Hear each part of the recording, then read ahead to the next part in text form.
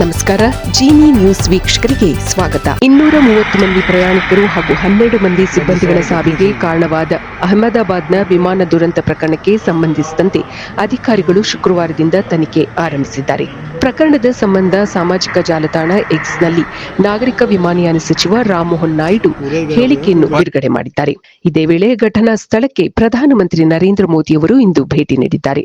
ಅವರೊಂದಿಗೆ ಗುಜರಾತ್ ಮುಖ್ಯಮಂತ್ರಿ ಭೂಪೇಂದ್ರ ಪಟೇಲ್ ಹಾಗೂ ನಾಗರಿಕ ವಿಮಾನಯಾನ ಸಚಿವ ರಾಮಮೋಹನ್ ನಾಯ್ಡು ಇದ್ದರು. 242 ಪ್ರಯಾಣಿಕರು ಹಾಗೂ ಸಿಬ್ಬಂದಿಯನ್ನು ಹೊತ್ತು ಲಂಡನ್ಗೆ ಹೊರಟಿದ್ದ ಏರ್ ಇಂಡಿಯಾ ವಿಮಾನ ಗುರುವಾರ ಮಧ್ಯಾಹ್ನ ಟೇಕ್ ಆಫ್ ಆದ ಕೆಲವೇ ಕ್ಷಣಗಳಲ್ಲಿ ವೈದ್ಯಕೀಯ ಕಾಲೇಜು ಸಂಕೀರ್ಣಕ್ಕೆ ಅಪ್ಪಳಿಸಿ ದುರಂತ ಸಂಭವಿಸಿದೆ. ದುರಂತದಲ್ಲಿ ಗುಜರಾತ್ನ ಮಾಜಿ ಮುಖ್ಯಮಂತ್ರಿ ವಿಜಯ್ ರೂಪಾನಿ ಸೇರಿದಂತೆ ಕನಿಷ್ಠ 265 ಮಂದಿ ಮೃತಪಟ್ಟಿದ್ದಾರೆ.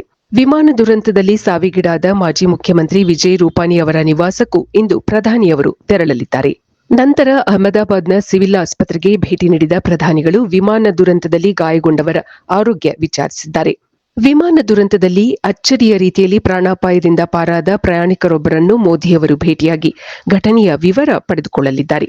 ವಿಮಾನದ ತುರ್ತು ನಿರ್ಗಮನದ ಬಾಗಿಲು ಬಳಿಯ ಆಸನ ಸಂಖ್ಯೆ 11A ನಲ್ಲಿ ಕುಳಿತಿದ್ದ ಈ ಪ್ರಯಾಣಿಕ ಆಶ್ಚರ್ಯ ರೀತಿಯಲ್ಲಿ ಬದುಕುಳಿದಿದ್ದಾನೆ ಎಂದು ಅಹಮದಾಬಾದ್ನ ಪೊಲೀಸ್ ಕಮಿಷನರ್ ತಿಳಿಸಿದ್ದಾರೆ.